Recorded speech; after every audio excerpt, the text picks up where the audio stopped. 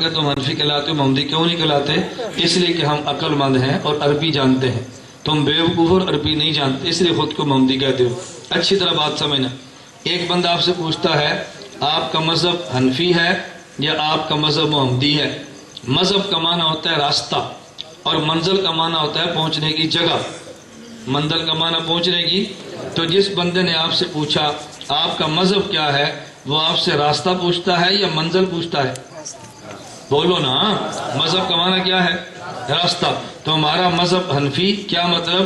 ہمارا راستہ ابو حنیفہ ہے، ہماری منزل رسول اللہ۔ اور جب تمہارا راستہ ہی حضور ہے تو پھر بتاؤ تمہاری منزل کون سی ہے؟ تو منزل کو راستے کہنا یہ بے ادبوں کا کام ہوتا ہے۔ ہم راستے کو راستے کہتے ہیں اور منزل کو منزل کہتے ہیں۔ اور توجہ رکھنا، ہم اپنے امام کو منزل کو راستہ کہتے ہیں، کوفہ کو راستہ کہتے ہیں اور مدینہ کو منزل کہتے ہیں۔ دلیل کیا ہے؟